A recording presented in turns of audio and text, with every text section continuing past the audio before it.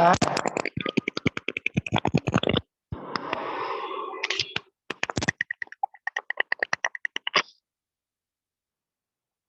आवाज जा रहा है या नहीं?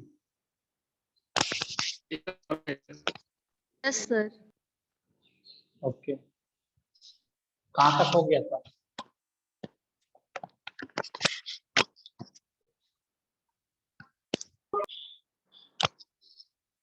कहाँ तक कवर हो गया था?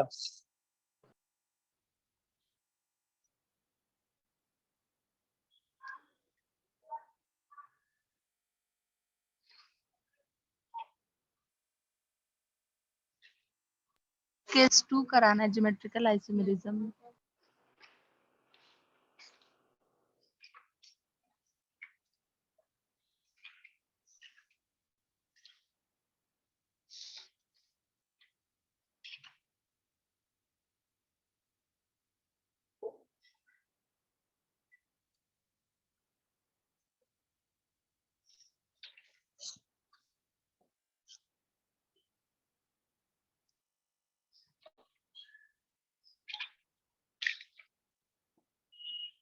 Geometrical isomerism in bidentate compound.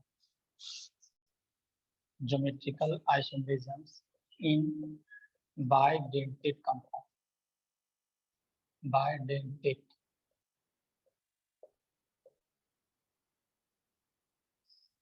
जैसे एग्जांपल लेते हैं, MA4 AA इस तरह का अगर रहेगा तो ये GI शो करेगा या नहीं? तो इसको बनाना है तो कैसे बनाएंगे? ये आपका सिमेट्रिकल बाइडेंटेट लिगेंड है। ए यहाँ पर क्या है? ए ए ए ए। तो ये कभी भी जैसे ए के अगेंस्ट ए आप ये सब में चेंजेस करोगे तो कभी भी relative positions of ligand with central metal change नहीं, तो ये वाला कभी जीआई शो नहीं करता है। आप इन चारों ए को कैसे चेंज करोगे? ये ए को यहाँ भी कर दिए तो भी ए के अगेंस्ट ए के अपोजिट ए के अपोजिट ए ही रहेगा, इसलिए ये कंपाउंड कभी जीआई शो नहीं करता है।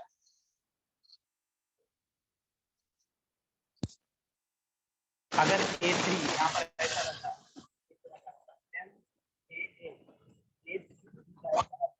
तो ये भी जीआई शो नहीं करता। क्या करते? ए को हटाकर हम बी कर देते तो बन गया। तो अभी क्या देख रहे हो? क्या देख रहे हो? ए के अगेंस्ट बी है, मतलब ए के अपोजिट बी है।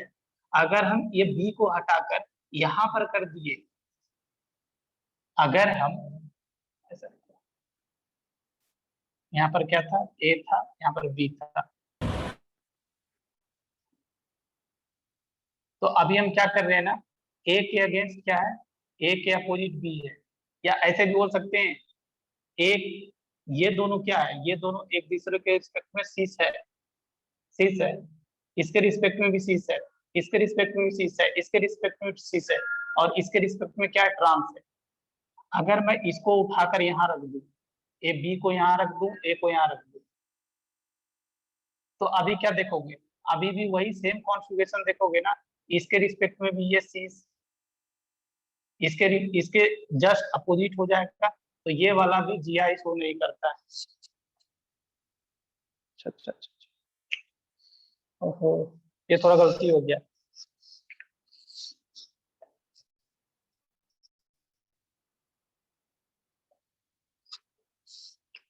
M A A3 B type का रहेगा। इसके सबसे पहले क्या बताया? A4 टाइप का रहेगा, तो ये जीआई शो नहीं करेगा। और ये जो कंपाउंड होता है ना, दो जीआई शो करता है। कैसे जीआई शो करता है? यहाँ पर आप देख लीजिए, लग भी रहा था ये जीआई शो करेगा।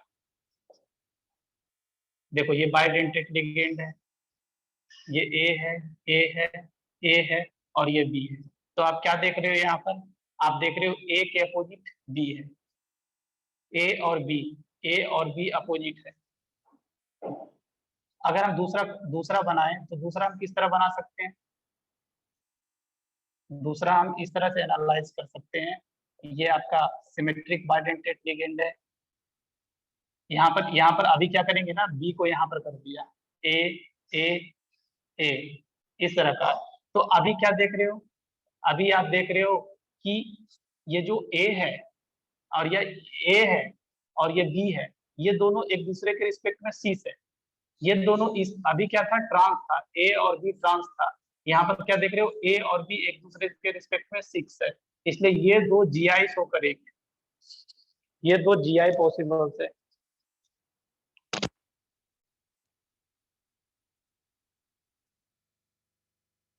सर जो बाइडेंडेड का कैपिटल ए था उसके साथ भी तो बी का ट्रांस दिखा सकते हैं।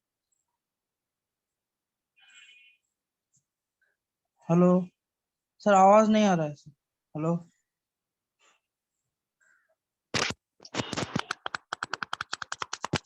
आवाज आ रहा है? सर। हाँ मैं ये बोल रहा हूँ, मैं ये बोल रहा हूँ, देखो हम चाहते तो इस तरह से भी कर सकते हैं, क्या देखो, ये ए के रिस्पेक्ट में, ए के रिस्पेक्ट में ये क्या है, ये कैपिटल ए के रिस्पेक्ट में ये सीस है, ये दोनों एक दूसरे के रिस्पेक्ट में सीस है।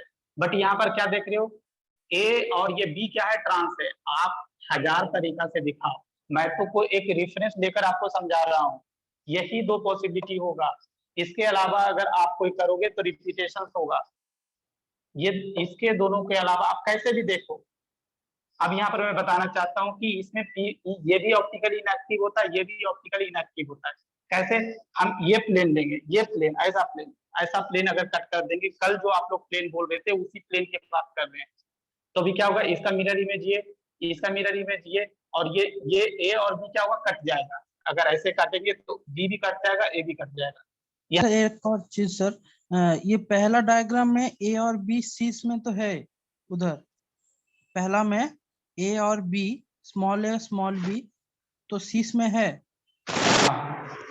तो दूसरा में भी सीस में दिखा रहे हैं। पहले में ट्रांस में हूँ। तो पहले क्लास किया है। हाँ सर। क्या मैं बोला था कि हमेशा जो ट्रांस वाला जो पोजीशन होता है उसको रेफरेंस लेते हैं मोस्ट ऑफ द, क्योंकि ट्रांस का जो नंबर होता है कम होता है, इसलिए मैं ये ट्रांस वाला पोजीशन को लेकर कर रहा हूँ।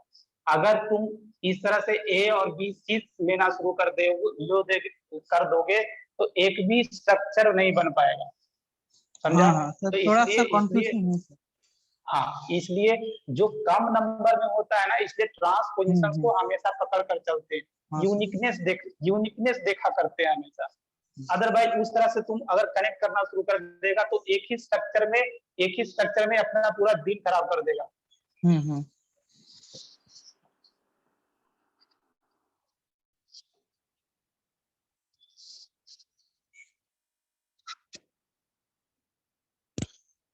इसी तरह से नेक्स्ट है, यहाँ पर देख लीजिएगा, MAA। अभी क्या कर दिए, A2 B2 टाइप का कर दिए, तो इसमें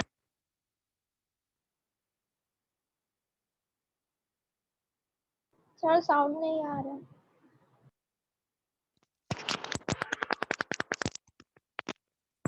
आ रहा है साउंड? हाँ सर। हाँ, तो ये वाला देखो, ये थर्ड वाला देखो, MAA A2 B2 टाइप का। तो इसमें बताया गया कि कितना GI होगा, 3 GI होगा। कैसे बनाना है मैं ये बता देता हूँ, कैसे करना है। सबसे पहले तो आप सिमेट्रिक बाइडेंटेड लिगेंड को यहाँ रख दो, और किस तरह करना शुरू कर दो, पहले बी और बी को अपोजिट रखो, बी ट्रांस, फिर उसके बाद क्या करो, ए और ए को अपोजिट रखना शुरू कर दो। फिर तीसरा स्ट्रक्चर कैसे बनाया है, ए और बी को अपोजिट रखना शुरू कर दो। यही 3 पॉसिबिलिटी है। क्या मैं बोला, पहले बी और बी को ट्रांस रखो तो पहला स्ट्रक्चर बन जाएगा, फिर दूसरा में क्या किया, ए और ए को ट्रांस रखा तो दूसरा स्ट्रक्चर बन जाएगा, और तीसरा पॉसिबिलिटी बोला कि ए और बी को ट्रांस रखो। तो 3 GI इसमें होता है, ध्यान रखोगे। अल्टीमेटली आपको जो रिजल्ट है, जो इंपॉर्टेंट केसेस है, इंपॉर्टेंट लिखा गया उसको आप याद रखोगे। आप एग्जाम में इस तरह से बना नहीं सकते हैं, टाइम नहीं होता है, एक क्वेश्चन पर 1 मिनट टाइम मिलता है। और इसमें लास्ट वाला जो बताया गया ना, लास्ट वाला ये जो है AB और ये AB, ये जो होता है ना ऑप्टिकली एक्टिव होता है। आप कोई भी प्लेन ऐसा खोज नहीं सकते हो जो इसको दो हाफ में बांट दे, कोई भी ऐसा प्लेन नहीं मिलेगा। इसमें प्लेन ऑफ सिमेट्री एब्सेंट होता है, इसलिए ये ऑप्टिकली एक्टिव होता है। मतलब इसमें 3 जीआई है, 3 जीआई में क्या है, 2 ऑप्टिकली इनएक्टिव है और 1 ऑप्टिकली एक्टिव है। तो इसका क्या होगा, डी और एल फॉर्म भी होगा। तो टोटल स्टीरियो आइसोमर पूछा जाएगा तो कितना होगा बताओ, तो हम बोलेंगे 4। 4 हो जाएगा सर। 4 हो जाएगा, क्योंकि ये जो है ये फॉर्म है ना, ये ऑप्टिकली एक्टिव है, तो इसका डी फॉर्म भी एग्जिस्ट करेगा और एल फॉर्म भी एग्जिस्ट करेगा। चलो आगे बढ़ते हैं। ये नेक्स्ट वाला इंपॉर्टेंट है, एम ए और सबको डिफरेंट कर दिए, ए बी सी डी पूरा डिफरेंट। तो इसमें ध्यान रखना टोटल कितना जीआई इसमें है, टोटल 6 जीआई है, टोटल 6 जीआई होता है इस केस में। और ये भी बता गया 6 का 6 जो होता है ना ऑप्टिकली एक्टिव होता है, मतलब टोटल स्टीरियो आइसोमर जो होगा दैट विल बी 12। अब कैसे बनाना है देखो, कॉपी में बता दिया गया है कैसे बनाना है। पहले आप ए के अपोजिट क्या रखोगे, बी रखोगे, फिर सी रखोगे, फिर डी रखोगे, फिर उसके बाद क्या करोगे,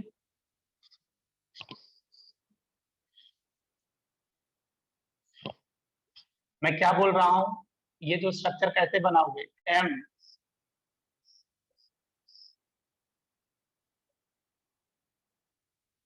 ये सिमेट्रिक बाइडेंटेड लिगेंड है, इसको फिक्स कर दिया। ये भी बता चुका हूँ, इसको हमेशा 90 डिग्री पर रखना है, बताया हूँ ना 90 डिग्री पर हमेशा रखना। 180 डिग्री पर रखोगे तो ब्रेक कर जाएगा। तो अभी क्या करना है ना, देखो स्ट्रक्चर बनाने के लिए ए के अपोजिट बी रखो, दूसरा बनाना है तो बी ए के अपोजिट सी रखना, तीसरा बनाना है तो ए के अपोजिट डी रखना। फिर उसके बाद क्या करना है ना, 3 बन गया, फिर उसके बाद बी के अपोजिट क्या रखना, ए नहीं रखना, हो चुका है, बी के अपोजिट सी रखेंगे और बी के अपोजिट फिर डी रखेंगे, तो 5 हो गया। और फिर उसके बाद यहाँ पर क्या करेंगे, सी के अपोजिट डी रखेंगे। यही 6 पॉसिबिलिटी होगा और 6 का 6 आइसोमर जो होगा ऑप्टिकली एक्टिव होगा, मींस टोटल स्टीरियो आइसोमर 12 होगा। तो ये वाला इंपॉर्टेंट केस है, इसको ध्यान रखिएगा। नेक्स्ट वाला भी इंपॉर्टेंट केस है, नेक्स्ट वाला ये क्या है, एम ए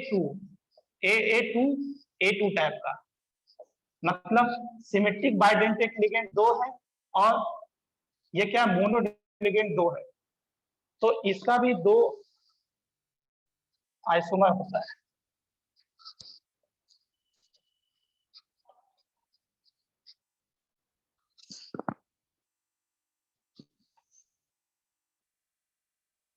यहाँ पर क्या करना, कैसे बनाओगे, देखो इसको बनाने के लिए कॉपी में बनाया गया, अच्छी तरह से देख लीजिए क्या किया गया है। इस तरीका से ए और फिर इस केस में एक केस कैसा बना रहा हूं, ए के अपोजिट ए रखूंगा और यहाँ पर क्या सिमेट्रिक बाइडेंटेड लिगेंड है। देखो कॉपी में ये भी बताया गया है कि अभी यहाँ पर क्या है, ए और ए अपोजिट है, ए और ए अपोजिट है। और दूसरा फॉर्म कैसे बनाएंगे, दूसरा फॉर्म बनाने हैं ए और ए को हम शीश रख देंगे। कैसे शीश रखेंगे, देखो शीश रखने का भी तरीका है, ए और ए रख दिया, यहाँ पर ए और यहाँ पर ए, ये भी 90 डिग्री पर है सिमेट्रिक बाइडेंटेड लिगेंड, और यहाँ पर क्या करूंगा, ए रख दूंगा, यहाँ पर भी ए रख दूंगा। ये दोनों अभी क्या है, शीश है, इसमें क्या है, ट्रांस है। इसमें से एक फॉर्म ऑप्टिकली एक्टिव होता है, ये वाला जो फॉर्म देख रहे हो ना ये ऑप्टिकली एक्टिव है। ये वाला फॉर्म को आप कट करोगे, ये जो फॉर्म दिख रहा है ना, ये जो ए फॉर्म है ये ऑप्टिकली एक्टिव है, मींस इसमें पीओएस एब्सेंट है। कोई भी ऐसा प्लेन बताओ जो इसको 2 इक्वल हाफ में बांट दे। ये फॉर्म ये समझ रहे हो ना, ये समझ रहे हो ये कैसा है, ये जो कॉपी है, ये जो कॉपी है, ये जो बाइडेंटेड लिगेंड कैसा है, मान लो कि ये प्लेन के बाहर है, ये कैपिटल ए है, ये कैपिटल ए है, कॉपी ये ऐसे कॉपी है, तो यहाँ पर क्या है देखोगे, एक बाइडेंटेड लिगेंड यहाँ पर है, एक बाइडेंटेड लिगेंड यहाँ पर, और एक बाइडेंटेड लिगेंड कहाँ है, ये जो है ये, और इसको हम ज्वाइन करेंगे ना, ये दोनों को ज्वाइन करेंगे तो ये बाइडेंटेड लिगेंड है, ये बाइडेंटेड लिगेंड। फिर यहाँ पर क्या है, यहाँ पर ए है और नीचे क्या है, नीचे ए है, तो यहाँ पर कोई भी ऐसा प्लेन नहीं मिलेगा जो इसको दो इक्वल हाफ में बांट दे। तो ये वाला केस समझ में आ रहा है, ये ऑप्टिकली एक्टिव क्यों है? Yes sir. Yes sir. हाँ। फिर उसके बाद छठा केस है, छठा केस देख लीजिएगा। जो सेवंथ केस है, सेवंथ और एट। सर तो सर, हाँ बोलो बोलो। सर इसमें जियोमेट्रिकल आइसोमर का नंबर और स्टीरियो आइसोमर का नंबर कितना है? हाँ तो देखो, इसमें अगर पूछ देगा कि इसमें बता दीजिए, तो हम बोलेंगे 2 GI है, 2 GI। और इसमें से ये 2 GI है ना, तो इसमें से एक जो है ये वाला फॉर्म है, ये D और L फॉर्म में एग्जिस्ट करेगा। हाँ, ये ऑप्टिकली एक्टिव है, ये ऑप्टिकली इनएक्टिव है। तो टोटल, अगर टोटल स्टीरियो आइसोमर पूछेगा तो बोलेंगे 3, ओनली GI पूछेगा तो बोलेंगे 2। Okay sir.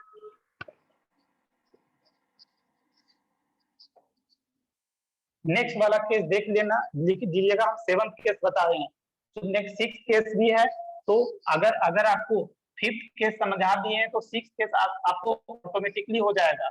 उसमें सिंपली क्या किए, यहाँ पर इसके पहले वाला 5th वाला में क्या था, MAA whole to A2 type का, और इसमें क्या है देखोगे तो MAA whole to BC type का है, मींस AB टाइप का है।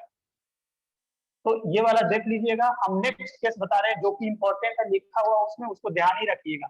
ये जो ऐसा फॉर्म है, ये जो देख रहे हो ना, MAA होल 3 एक ऐसा फॉर्म है जिसमें GI नहीं होता है बट ऑप्टिकल आइसोमर होता है। ये फॉर्म है ना, आप GI शो नहीं कर सकते हो, इसमें GI नहीं होगा। देखो ये कैसे बनाएंगे, A और A शीर्ष पर रख दिया, ये भी शीर्ष पर रख दिया, ये भी शीर्ष पर रख दिया। आप कैसे, relative positions of ligand with respect to central metal आप चेंज नहीं कर सकते हो यहाँ पर। इसलिए ये वाला फॉर्म जो ये GI नहीं शो करता है, ये नो GI, ज्योमेट्रिकल आइसोमेरिज्म नहीं होता है। बट ये जो कंपाउंड दिख रहा है, ये ऑप्टिकल आइसोमेरिज्म शो करता है, ये ऑप्टिकल आइसोमेरिज्म शो करता है। इस स्ट्रक्चर को समझे, इसको समझना थोड़ा दिक्कत होता है। देखो इसको समझे, ये यहाँ पर है, क्या है, ये बाइडेंटेड लिगेंड, समझ रहे हो, ये बाइडेंटेड लिगेंड है, ये बाइडेंटेड लिगेंड। दूसरा बाइडेंटेड लिगेंड कैसा है, अगर ये प्लेन के बाहर है, दूसरा बाइडेंटेड लिगेंड क्या है, ये वाला बाइडेंटेड लिगेंड। तीसरा बाइडेंटेड लिगेंड क्या है, ये जो यहाँ पर देख रहे हो A, और इसके अंदर जो है बोर्ड के अंदर ये वाला फॉर्म। क्या इमेजिन कर पा रहे हो ये स्ट्रक्चर? क्या एक बाइडेंटेड लिगेंड यहाँ, एक बाइडेंटेड लिगेंड यहाँ, दूसरा बाइडेंटेड लिगेंड यहाँ, तीसरा बाइडेंटेड लिगेंड अगर कॉपी को पलट कर देखे तो यहाँ पर ये वाला। तो इसमें कोई भी ऐसा प्लेन नहीं है जो इसको दो इक्वल हाफ में बांट दे। तो ये वाला फॉर्म ऑप्टिकली एक्टिव होता है। ये ऐसा फॉर्म है जिसमें GI नहीं होता है। अगर टोटल स्टीरियो आइसोमर पूछे तो हम बोलेंगे 2, क्योंकि ये जो फॉर्म है ऑप्टिकली एक्टिव है, तो इसका D और L फॉर्म भी एग्जिस्ट करेगा, बट इसमें GI नहीं होता है। उसके बाद नेक्स्ट जो केस है, नेक्स्ट केस भी ध्यान रखिएगा, MAB होल 3 टाइप का, MAB होल 3 टाइप का, ये भी इंपॉर्टेंट है। लास्ट वाला केस भी इंपॉर्टेंट है। यहाँ पर क्या है, MAB होल 3 टाइप का। इसके पहले था क्या था, MAA होल 3 टाइप का। दोनों में क्या फर्क है, ये सिमेट्रिकल फील्ड लिगेंड है, ये अनसिमेट्रिकल फील्ड लिगेंड है। तो इसमें भी दो, इसमें जो दोनों फॉर्म होते हैं ना ऑप्टिकली एक्टिव होते हैं। कैसे स्ट्रक्चर बनाना है, स्ट्रक्चर बनाने के लिए सिंपल देखो बना दिया गया है। क्या करेंगे हम, यहाँ पर A रख दिए, यहाँ पर B रख दिए, A और B। फिर इसी तरह से क्या कर दिया, A और B रख दिया। इसी तरह से यहाँ पर क्या कर दिया, A और B रख दिया। दूसरा फॉर्म बनाना है तो किसी एक को चेंज कर दे। अगर दूसरा फॉर्म बनाना है तो हम क्या करेंगे, यहाँ पर A को रख देंगे, यहाँ पर B को रख देंगे। यही दो फॉर्म आएगा और दोनों को दोनों ऑप्टिकली एक्टिव है। अगर स्टीरियो आइसोमर पूछेगा हमसे तो हम बोलेंगे 4, क्योंकि ज्योमेट्रिकल आइसोमेरिज्म कितना है, 2 है, 1 + 1 है, और इसका भी D और L फॉर्म है और इसका भी D और L फॉर्म है, तो टोटल कितना हो जाएगा, 4। तो ये आइसोमेरिज्म खत्म होता है। आगे बढ़ते हैं, properties of coordination compound, properties of coordination compound.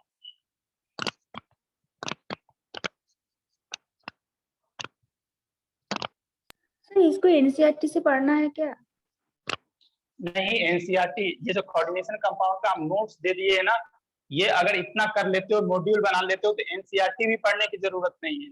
NCERT में तो देखोगे ये जो सीओ, ये जो आपका आइसोमेरिज्म पार्ट है, ओनली जितना मैं एग्जांपल करा दिया हूँ उसमें से ओनली 3 4 5 हार्डली एग्जांपल मिलेगा। तो इसमें एनफ आइसोमेरिज्म्स बता दिया गया है, सब चीजें जितना है बहुत ज्यादा अमाउंट में बताया गया है। तो इसको आप करें और मॉड्यूल का क्वेश्चन करें।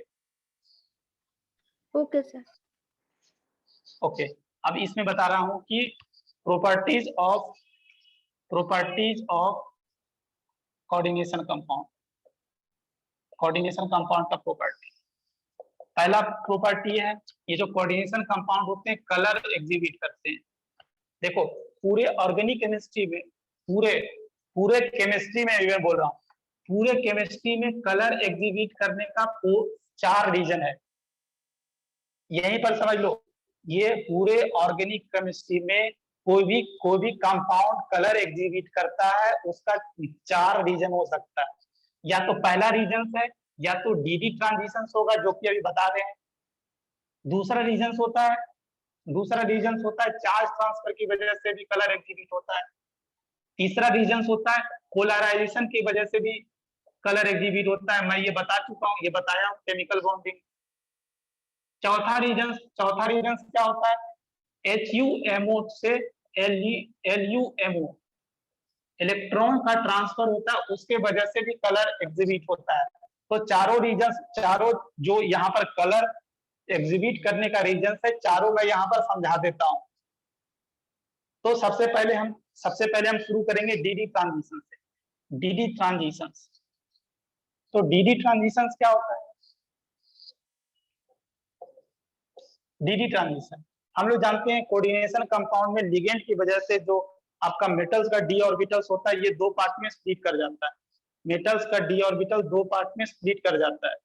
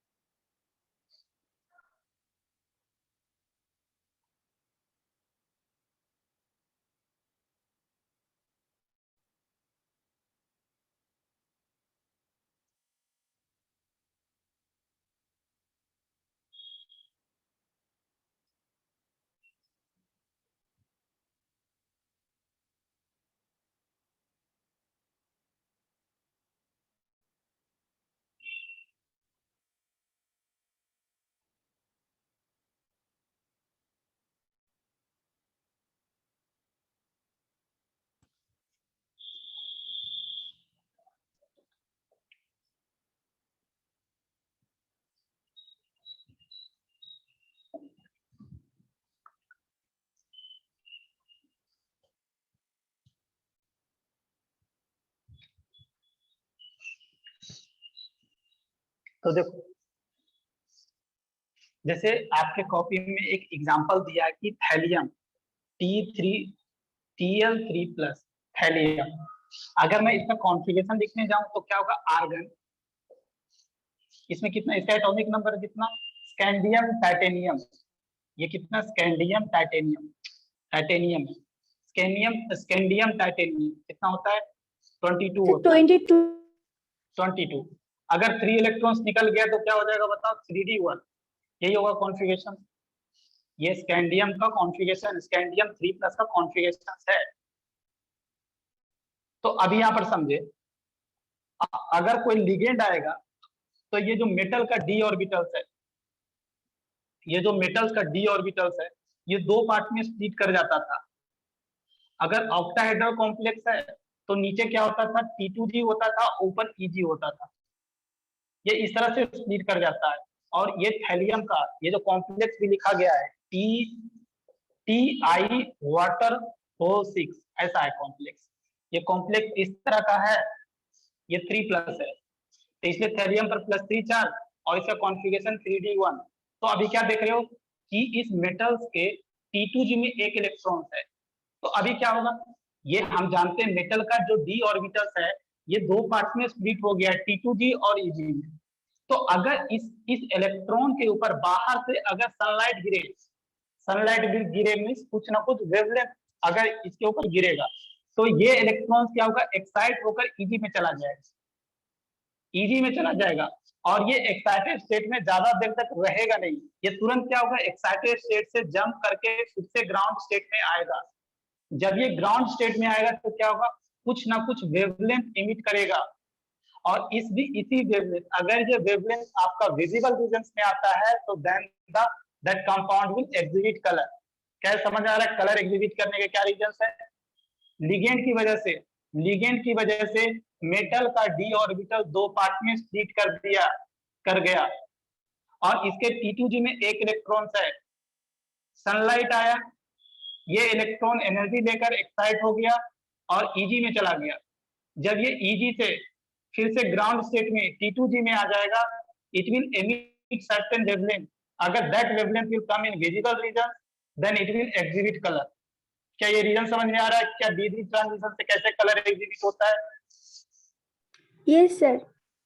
हाँ, वहां पर एक क्वेश्चन लिखा गया है, नेक्स्ट देखोगे 2-3 क्वेश्चंस रेड कलर में लिखा गया है कि ये जो टाइटेनियम का जो कंपाउंड होते हैं ये वायलेट कलर के होते हैं, बट ये बोला गया है कि अगर मैं इसको हीट करूंगा, हीट करने पर क्या होगा, ये कलरलेस हो जाता है। क्यों ऐसा होता है कलरलेस, इसका रीजन बताना है। तो इसका रीजन लिख दिया गया है कि जब अगर आप हीट करोगे तो ये वाटर मॉलिक्यूल बाहर चला जाएगा, ये वाटर मॉलिक्यूल बाहर चला जाएगा। अगर मान लो कि लिगेंड ही नहीं होगा तो इसके मेटल्स का डी ऑर्बिटल्स को कौन स्प्लिट करेगा? ये लिगेंड ही तो मेटल के डी ऑर्बिटल्स को स्प्लिट करता था दो पार्ट में, T2G और Eg में।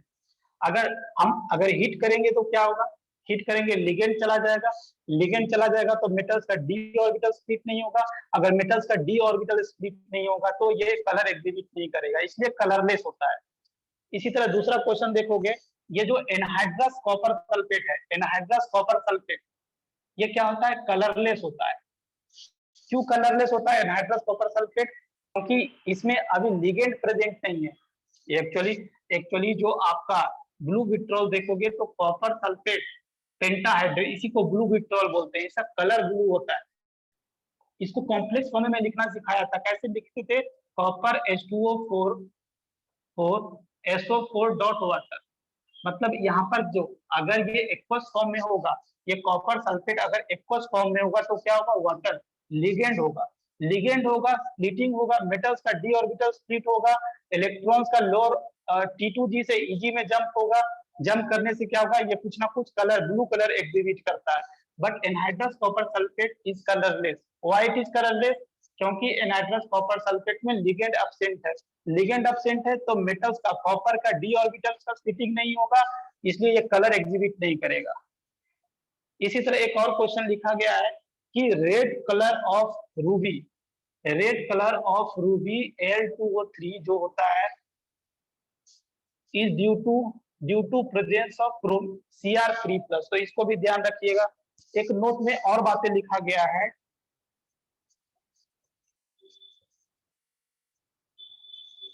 नोट में और क्या बातें लिखा गया है कि no DD transition, no DD transition are possible in D0 and D10 electronic configuration. D0 में क्या है, इलेक्ट्रॉन अब्सेंट है। अगर इलेक्ट्रॉन अब्सेंट है तो कैसे T2G से Eg में इलेक्ट्रॉन जंप होगा। बट D10 में क्या प्रॉब्लम है, इसमें हर एक ऑर्बिटल्स में T2G में भी इलेक्ट्रॉन फील्ड है, Eg में भी इलेक्ट्रॉन फील्ड है, तो कैसे इलेक्ट्रॉन लोअर ऑर्बिटल से T2G से Eg में जाएगा। तो ये दोनों D0 D10 कॉन्फ़िगरेशन वाले क्या होते हैं, कलरलेस होते हैं। एक यहाँ पर एक क्वेश्चन अच्छा लिखा गया, ये जो निकेल साइनाइड है, निकेल साइनाइड है, यहाँ पर देखोगे मेटल का ऑक्सीडेशन स्टेट +2 है, और इसका जब कॉन्फ़िगरेशन लिखोगे तो 3D8 है, तो बोलोगे ये 3D8 है तो ये एक्चुअली कलर्ड होना चाहिए, ये जो कंपाउंड होना चाहिए कलर्ड होना चाहिए, बट ये ध्यान रखना ये कलरलेस होता है। और ये कलरलेस क्यों होता है, इसका रीजन अगर समझना है, एक्चुअली हम जानते हैं D0 D10 वाला क्या होता है, कलरलेस होता है, क्योंकि इसमें इलेक्ट्रॉन्स नहीं होता है, इसमें हर एक ऑर्बिटल फील्ड होते हैं, इसलिए कलरलेस होता है। बट ये वाला कलर क्यों नहीं होता, ये कलरलेस क्यों होता है? हाँ, इसमें इलेक्ट्रॉन का ट्रांजिशन होता है T2G से, जो भी T2G से या EG से इलेक्ट्रॉन ट्रांसफर होता है, बट इसमें क्या होता है, जब जब इलेक्ट्रॉन हायर ऑर्बिटल से EG से T2G में रिटर्न आता है, तो that wavelength goes to the कहाँ, कौन सा रीजन में, अल्ट्रा वायलेट रीजन में चला जाता है। और मैं बोल रहा हूँ कि जब ऊपर से इलेक्ट्रॉन जंप करके लोअर ऑर्बिटल्स में आएगा, तो अगर ये वेवलेंथ विजिबल रीजन में होगा तभी कलर एग्जिबिट करेगा। अगर ये वेवलेंथ आपका अल्ट्रा वायलेट रीजन में चला जाएगा तो आपको कलर नहीं दिखाई देगा। हम लोग जानते हैं कि विजिबल रीजन का कुछ रेंज होता है, अगर आपका वेवलेंथ उस रेंज में आएगा तभी आपका कलर एग्जिबिट होगा। तो इस केस में भी इलेक्ट्रॉन का ट्रांजिशन होता है, बट वो वेवलेंथ इतना हाई होता है कि that goes to ultraviolet region, इसलिए कलर आपको यहाँ पर क्या होता है, कलरलेस दिखाई देता है। फिर एक क्वेश्चन लिखा गया है, उसको पढ़ लीजिएगा, उतना हार्ड नहीं है। उसके बाद ये कॉम्प्लीमेंट्री कलर साइकिल ध्यान रखिएगा। ये कॉम्प्लीमेंट्री कलर साइकिल क्या होता है, हम जैसे बता रहे थे आपको, ये है आपका T2G और ये है आपका EG। T2G और ये EG क्या होता है, इलेक्ट्रॉन, सनलाइट आता है, सनलाइट से इलेक्ट्रॉन्स लेकर एक्साइटेड स्टेट में चला जाता है, एक्साइटेड स्टेट में चला गया। तो ये जब ये इलेक्ट्रॉन्स, मान लो कि एक्साइटेड स्टेट में जाने के लिए ये जो सनलाइट है, सनलाइट का कुछ ना कुछ वेवलेंथ एब्जॉर्ब, ये जो इलेक्ट्रॉन है कुछ वेवलेंथ एब्जॉर्ब कर रहा है। तो जब ये इलेक्ट्रॉन रिटर्न्स बैक आएगा ग्राउंड स्टेट में, T2G में आएगा, तो ये भी क्या करेगा, इसका कॉम्प्लीमेंट्री कलर वेवलेंथ एमिट करेगा। मतलब जैसे अगर कॉम्प्लीमेंट्री कलर साइकिल आपको याद है तो ये किस तरह से बनाया गया है, वो इस तरह से देखोगे, दो पार्ट में इस तरह से डिविजन कर दिया गया, इस तरह से ये इस तरह से डिविजन कर दिया गया है।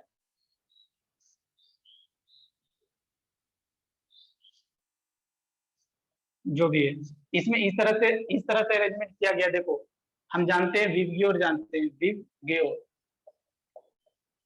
तो पहले VIB, फिर यहाँ पर एक गैप देना है, VIBG, फिर YOR।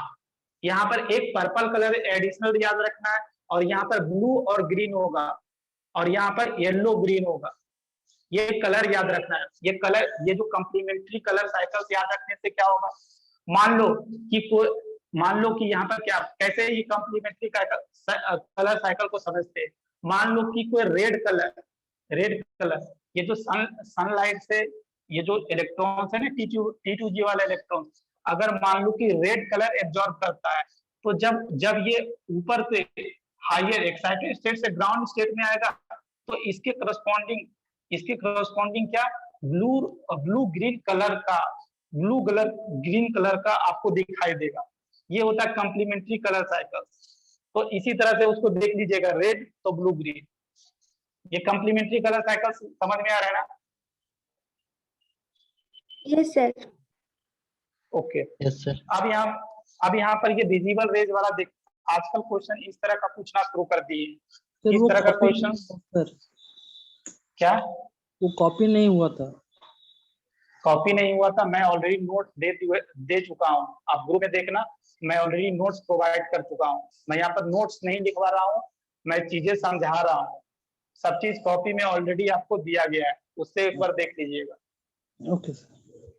हाँ, यहाँ पर समझो, ये नेक्स्ट वाला जो VIBGYOR होता है, तो हम जब लेफ्ट से राइट जाते हैं तो क्या होता है, वेवलेंथ बढ़ता है। वेवलेंथ क्या होता है, बढ़ता है। वेवलेंथ बढ़ता है तो एनर्जी क्या होगा, घटेगा, क्योंकि हम जानते हैं E = SC/, वेवलेंथ होता है। मींस एनर्जी अगर बढ़ेगा, वेवलेंथ अगर बढ़ेगा तो एनर्जी घटेगा, वेवलेंथ अगर बढ़ेगा तो एनर्जी घटेगा। तो आपको ध्यान रखना है कि रेड कलर का वेवलेंथ सबसे ज्यादा होता है, इसलिए इसका एनर्जी सबसे मिनिमम होता है। जिसका मैक्सिमम वेवलेंथ उसका मिनिमम एनर्जी। जैसे अगर ये जो वायलेट कलर है, इसका वेवलेंथ मिनिमम होता है तो इसका एनर्जी मैक्सिमम होगा। तो ये ध्यान रखना, लेफ्ट टू राइट जाने पर क्या होता है, वेवलेंथ इंक्रीज करता है। एक क्वेश्चन जैसे दिया होगा रेड कलर में, आप पढ़ोगे तो रेड कलर में क्या है, एक कोबाल्ट का कॉम्प्लेक्स है वाटर के साथ, दूसरा कॉम्प्लेक्स है कोबाल्ट का NO2 के साथ कॉम्प्लेक्स है, तीसरा कोबाल्ट के साथ ऑक्सीडेट का कॉम्प्लेक्स है, चौथा कोबाल्ट का अमोनिया के साथ कॉम्प्लेक्स है। ये इस तरह से बनाकर दिया गया है, तो इसको मैं देखूं ये इस तरह से है, इसको समझिएगा। इस तरह का जेईई मेंस वगैरह में क्वेश्चन पूछ चुके हैं, तो ये ध्यान रखिएगा। इसको इस तरह के क्वेश्चन को हम कैसे टेकल करते हैं इसको समझिए आप।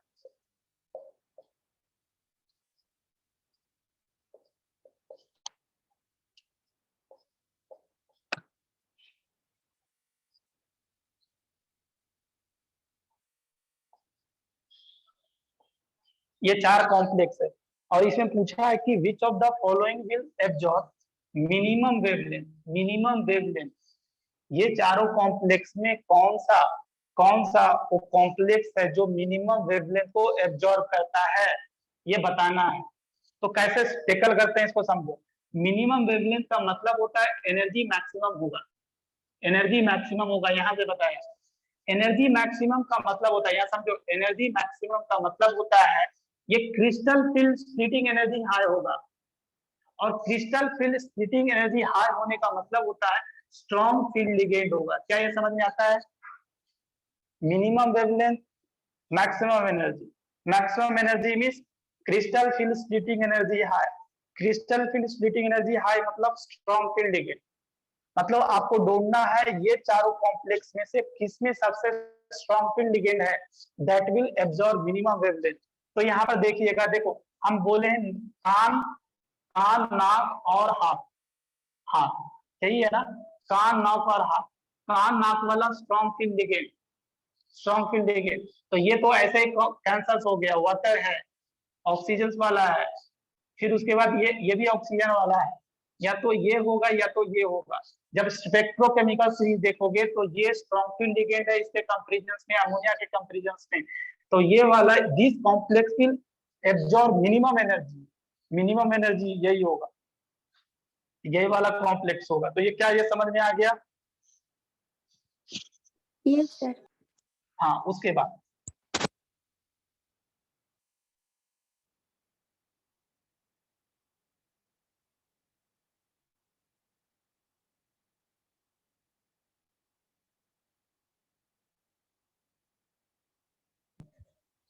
सर आपका साउंड चला गया।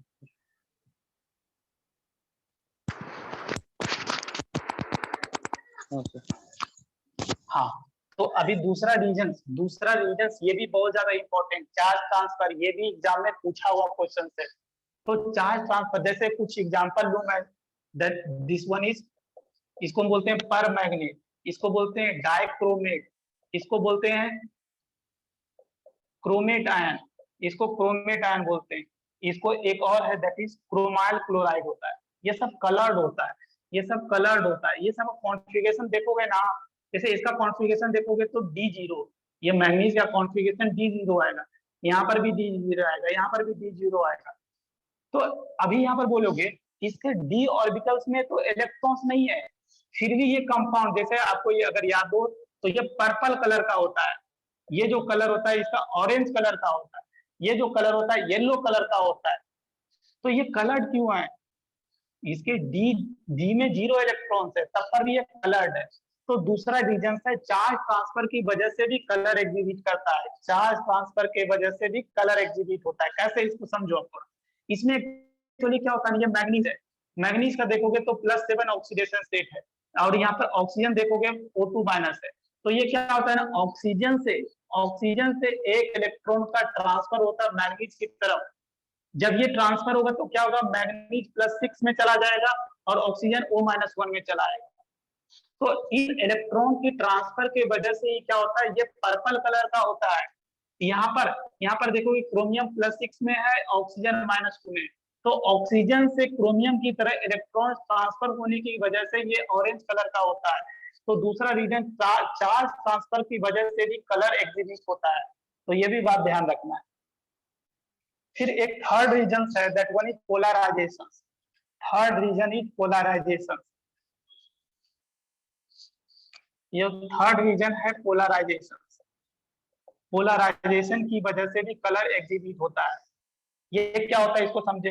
हम जानते हैं अगर रेडियस ऑफ एन आयन जितना ज्यादा होगा रेडियस ऑफ एनायन जितना ज्यादा होगा, पोलराइजेबिलिटी उतना ही ज्यादा होता है। क्या? पोलराइजेबिलिटी उतना ही ज्यादा होता है, बॉन्डिंग में पढ़ाया हूँ। अगर पोलराइजेबिलिटी ज्यादा होगा तो क्या होगा, ये जो एनायन का उतना ही ज्यादा डिस्टॉर्शन होगा।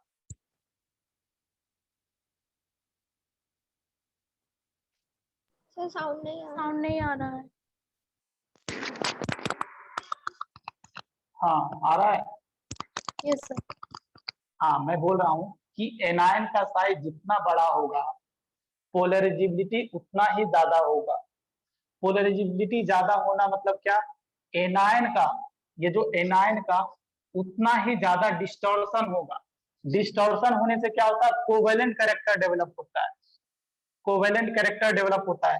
तो यहाँ पर ध्यान रखिएगा, due to polarisation also colour exhibit होता है। जैसे एग्जांपल दिया गया है, वहां पर आप पढ़ो। एजीएफ, ये जो एजीएफ है, एजीएफ कलरलेस होता है। एजीएफ क्या होता है? कलरलेस होता है।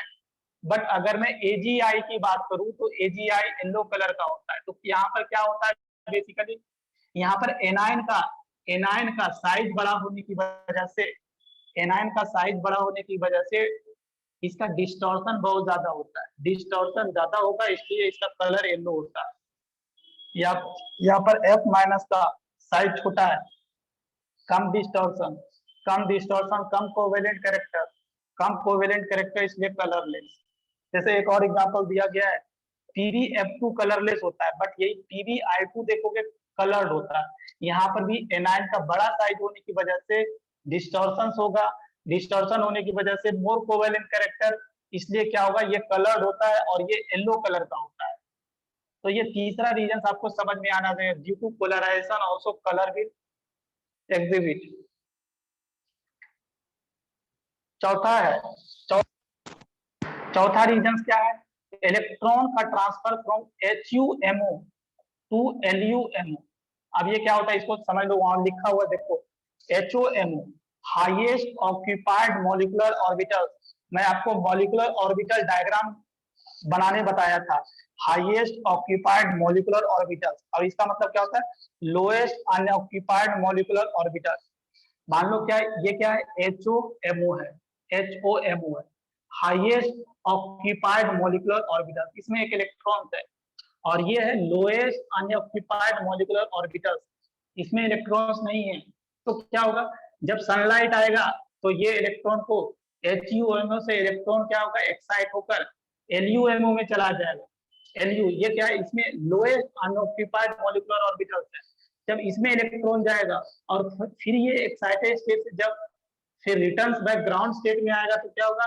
ये कुछ ना कुछ वेवलेंथ एमिट करेगा। अगर ये वेवलेंथ विजिबल रीजन में आएगा तो कलर एग्जिबिट करेगा। तो ये चौथा रीजन इलेक्ट्रॉन का transfer from HOMO to LUMO, तो ये भी वजह से कलर एग्जिबिट करता है। और इसका एक्सप्लेनेशन जो ध्यान रखना है, जैसे क्लोरीन, ब्रोमीन और आयोडीन भी कलर्ड होता है। तो इसका कलर, एक तो आपको कलर याद रखना पड़ेगा, फ्लोरीन, ब्रोमीन, आयोडीन का कलर एग्जाम में पूछ चुके हैं, तो ये चीज ध्यान रखना पड़ेगा। जैसे फ्लोरीन लाइट येलो कलर का होता है, ये ग्रीनिश येलो कलर का होता है, और ये रेडिश ब्राउन कलर का होता है, और ये वायलेट कलर का होता है। इन सब का कलर एक्सप्लेनेशन का रीजन है क्या? HOMO से इलेक्ट्रॉन का ट्रांसफर LUMO होता है।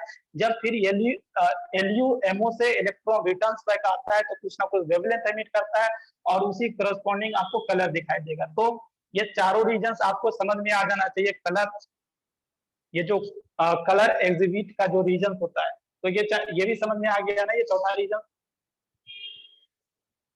Yes sir.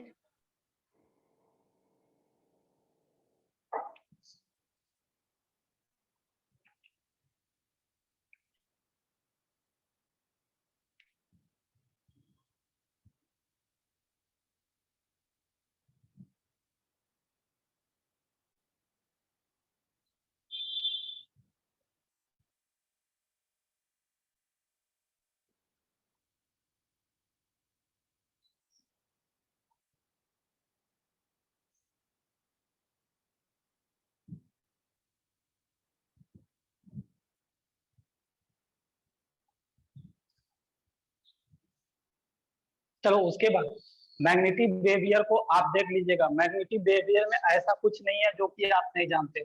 उसमें एक ही बात मैं बताऊंगा, क्या चीज? मैग्नेटिक बिहेवियर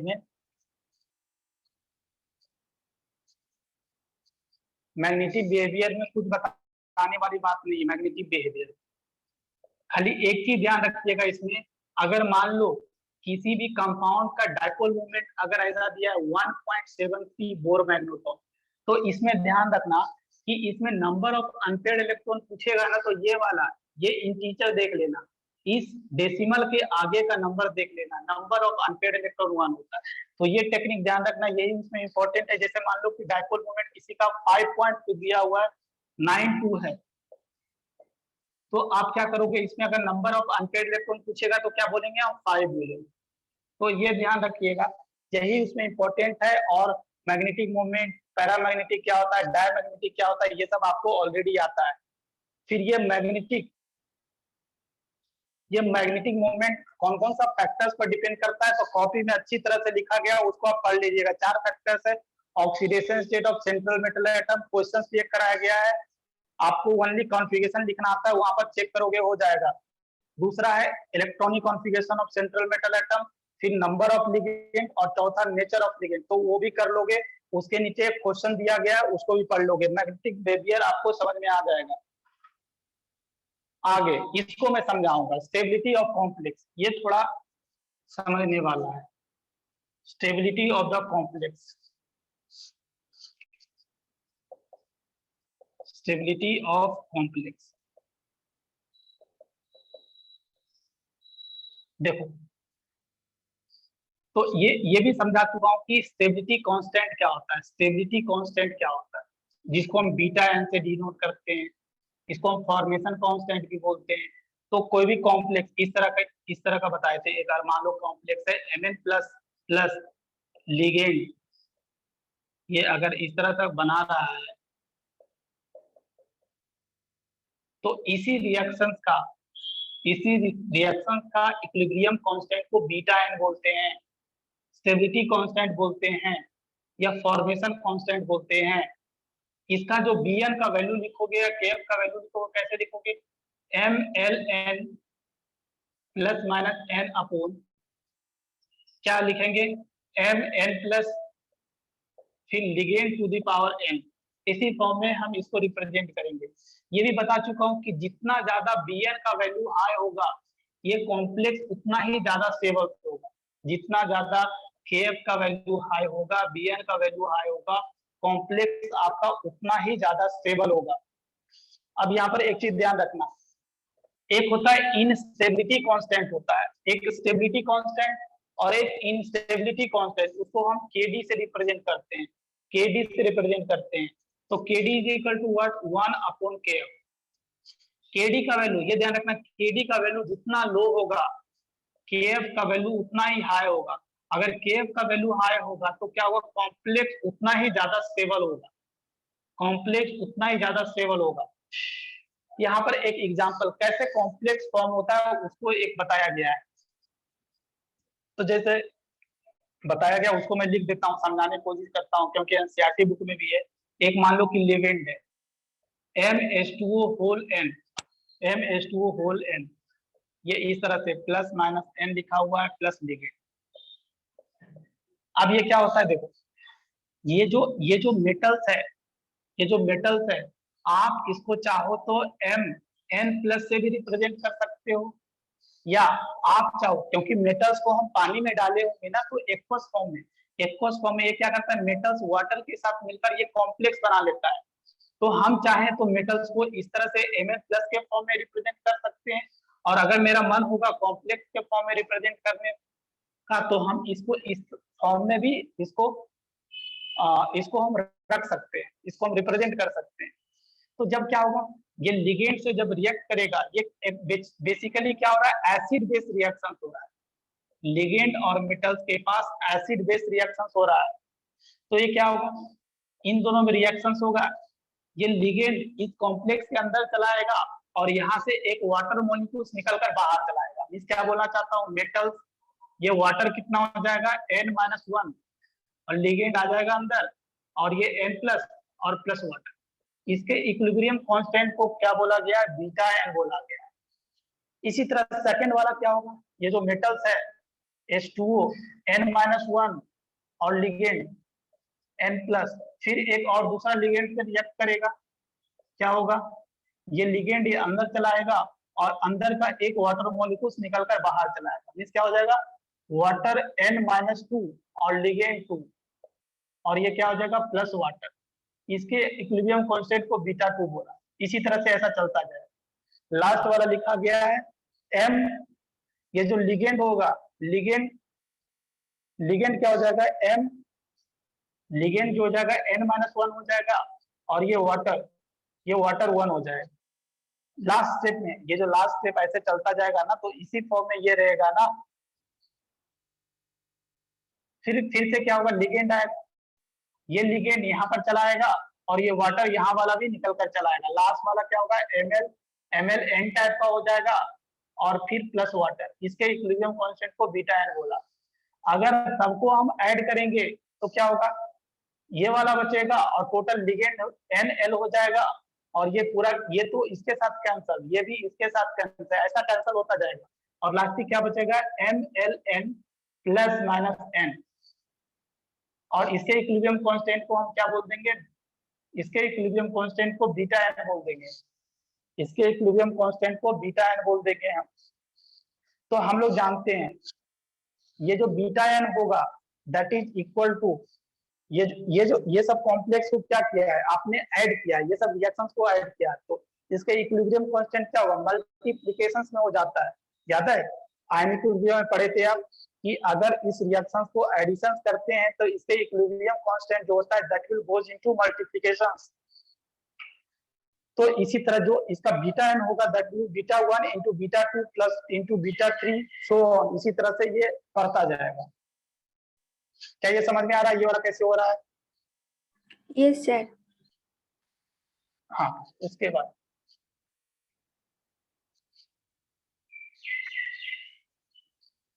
जैसे एक एग्जांपल से लेकर भी दिखाया, कैसे देखो, ये लिगेंड है, सॉरी ये मेटल्स है, मेटल को हम चाहे तो इस फॉर्म में भी दिखा सकते हैं, और मेरा मन करे तो हम इसको इस फॉर्म में भी दिखा सकते हैं, दोनों एक ही बात है।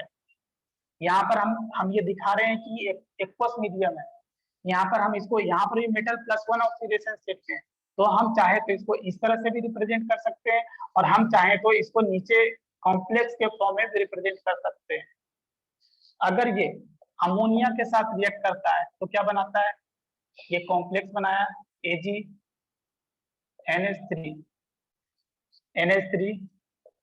ये +1, इसके इक्विलिब्रियम कांस्टेंट का वैल्यू दिया है 10⁻3। फिर ये क्या करेगा, ये जो कॉम्प्लेक्स है आपका, ये फिर से दूसरा अमोनिया के साथ रिएक्ट करेगा और क्या बना लेगा, AgNH3 होल 2 +1, और इसके इक्विलिब्रियम कांस्टेंट का वैल्यू दिया हुआ है 5 × 10⁻4। हम इन दोनों को ऐड करेंगे तो ये और ये तो कैंसिल हो जाएगा, क्या आएगा, Ag+2 ammonia gives rise to this complex, और इसका जो इक्विलिब्रियम कांस्टेंट होगा, के फॉर्मेशंस होगा, multiplications of this into this होगा, इन दोनों का मल्टीप्लिकेशंस होगा इसका इक्विलिब्रियम कांस्टेंट।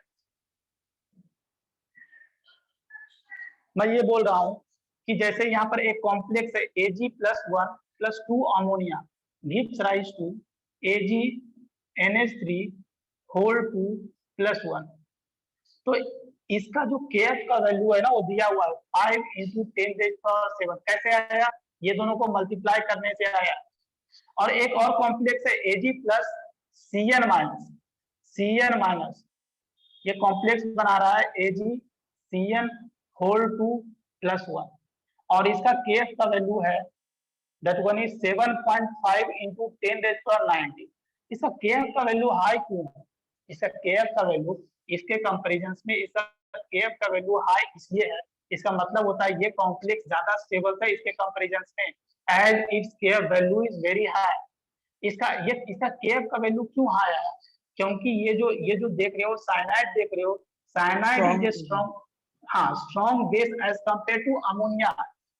और हम लोग स्पेक्ट्रोकेमिकल सीरीज में भी देखे थे, ये जो साइनाइड है ये बाद में लाया करता है, अमोनिया पहले लाया करता है, इसलिए ये जो है ना, इसका कॉम्प्लेक्स बनाने का Ag प्लस के साथ कॉम्प्लेक्स बनाने का टेंडेंसी ज्यादा है, इसलिए ये कॉम्प्लेक्स ज्यादा स्टेबल आ रहा है और इसका केफ का वैल्यू हाई आया है। बेसिकली जो कॉम्प्लेक्स फॉर्मेशन होता है that is basically acid base reaction, तो ये स्ट्रॉन्गर बेस है, तो इसका लोन पेयर डोनेट करने का भी पावर ज्यादा है, तो इसके साथ कॉम्प्लेक्स स्ट्रॉन्गर बना रहा है। चलो उसके बाद factors affecting stability, factors affecting stability, कौन कौन सा फैक्टर्स है जो स्टेबिलिटी को बढ़ाता है घटाता है। तो एक पहला फैक्टर तो है oxidation number of central metal atom, ये ध्यान रखिएगा, सेंट्रल मेटल एटम का जितना ज्यादा ऑक्सीडेशन नंबर होगा, ऑक्सीडेशन नंबर होगा, कॉम्प्लेक्स का स्टेबिलिटी उतना ही ज्यादा होगा, कॉम्प्लेक्स का स्टेबिलिटी बढ़ जाएगा। पहला रीजन ये ध्यान रखना, oxidation number of central metal जितना हाई होगा, कॉम्प्लेक्स का स्टेबिलिटी उतना ही ज्यादा होगा, पहला फैक्टर हो गया। दूसरा है basic nature of ligand, basic nature of ligand, तो ये तो अभी ही समझाया, जितना लिगेंड बेसिक होगा, लिगेंड जितना ज्यादा बेसिक होगा, कॉम्प्लेक्स आपका उतना ही ज्यादा स्टेबल होगा। जैसे Ag प्लस का साइनाइड के साथ कॉम्प्लेक्स ज्यादा स्टेबल था as compare to Ag plus का अमोनिया के साथ, तो ये बेसिक नेचर जितना हाई होगा, ये जो लिगेंड का बेसिक नेचर इतना हाई होगा, कॉम्प्लेक्स आपका उतना ही ज्यादा स्टेबल बनेगा। तीसरा रीजन है चिलेट, तीसरा रीजन देखेगा तो chelate tendency, chelate tendency of ligand. तो हम लोग जानते हैं कि जब भी चिलेट, जब भी रिंग बनता है किसी कॉम्प्लेक्स के अंदर, जब भी रिंग फॉर्मेशन होता है, जब भी चिलेशन होता है, तो उस कंपाउंड का स्टेबिलिटी अपने आप बढ़ जाता है। अगर आपका 5 या 6 मेंबर का रिंग बन रहा है तो कॉम्प्लेक्स का स्टेबिलिटी अपने आप ज्यादा हो जाता है। जैसे एग्जांपल दिया गया है उसको ध्यान रखिएगा, एक नीचे उसका दिया गया माइक्रोसाइक्लिक इफेक्ट, ये जितना माइक्रोसाइक्लिक इफेक्ट इतना ज्यादा इंपॉर्टेंट नहीं है, बट क्या दिया गया एक बार पढ़ लेता हूं मैं, कि सिंगल लिगेंड, अगर कोई एक सिंगल लिगेंड 4 या single ligand form 4 member ring, जैसे ये देखोगे ना, ये जो मेटल्स है, एक ही लिगेंड देखोगे तो 4-6 मेंबर का रिंग बना रहा है। जैसे एक लिगेंड यहाँ पर देखोगे N कॉपी में बनाया गया है N, फिर इधर है N और इसी तरह का है, ये देखोगे इस तरह से 6 मेंबर का रिंग बनाएगा, इस तरह का। यहाँ नीचे भी इस तरह करके देखो, एक ही लिगेंड है, ये नाइट्रोजन जो दिख रहा है ना, एक ही लिगेंड है। एक ही लिगेंड क्या कर रहा है कि इस मेटल के साथ मिलकर 4-6 मेंबर का रिंग बना रहा है, इसी को बोलते हैं माइक्रोसाइक्लिक इफेक्ट बोलते हैं। इससे कॉम्प्लेक्स का स्टेबिलिटी बहुत ज्यादा बढ़ जाती है। तो ये ध्यान रखिएगा, चिलेशन से भी कॉम्प्लेक्स का स्टेबिलिटी बढ़ता है। यही सब रीजन है। और एक लास्ट टॉपिक बचा है, that one is organometallic compound. तो ऑर्गेनोमेटालिक कंपाउंड क्या होता है उसको एक बार पढ़ोगे, फिर मैं बताता हूँ।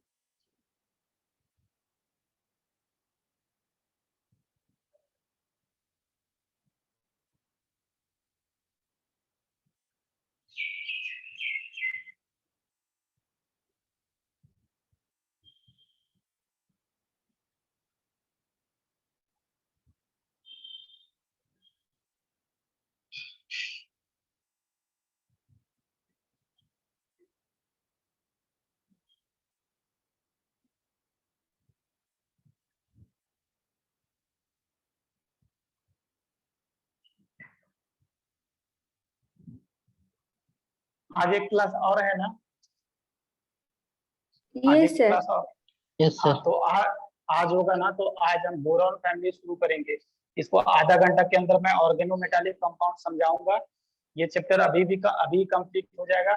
इसके बाद अगले क्लास पे जो होगा, मैं बोरॉन फैमिली शुरू करूंगा। बोरॉन फैमिली पूरा पी ब्लॉक अभी खत्म करेंगे। तो अभी मैं नोट्स जा रहा हूँ, फोटो क्लिक करके आपको मैं PDF बना के नोट्स दे दूंगा। उस नोट्स को रखना है। पी ब्लॉक अभी जल्द से जल्द होगा। पी ब्लॉक में boron family, carbon family, nitrogen family, oxygen family, hydrogen family, noble gas family, ये सबको जल्दी खत्म करना है।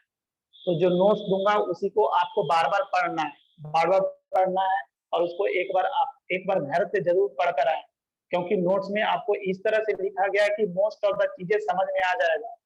उसमें टीचर का गाइडेंस बहुत कम है, तब पर भी मैं अपना मैक्सिमम चीज समझाने की कोशिश कर रहा हूँ आपको, जितना से जितना मैक्सिमम हम आपको दे सकते हैं वो देने की कोशिश किया जा रहा है। सर हाँ बोलो। सर जो स्पेक्ट्रोकेमिकल सीरीज है सर, हाँ। उसको उसको पूरा एकदम याद रखना पड़ेगा? नहीं, जरूरी नहीं है। इतना याद रखना है कि कान, नाक और हाथ, इतना याद रखेगा तो तुम्हारा 90% से वो काम हो जाएगा। कुछ ऐसे एक दो अगर किस्मत खराब रहेगा तो तंग करता है क्वेश्चन। स्पेक्ट्रोकेमिकल इतना याद रखेगा कि कान और नाक जो होते हैं स्ट्रॉन्ग फील्ड लिगेंड होते हैं। कान कान कान, नाक और हाथ, इस कार्बन और नाइट्रोजन डोनर वाले स्ट्रॉन्ग फील्ड लिगेंड और ऑक्सीजन और हाइड्रोजन डोनर वाले वीक फील्ड लिगेंड होते हैं। इतना ध्यान रखना है, बोल दिया, इसको याद नहीं करना है। Okay sir.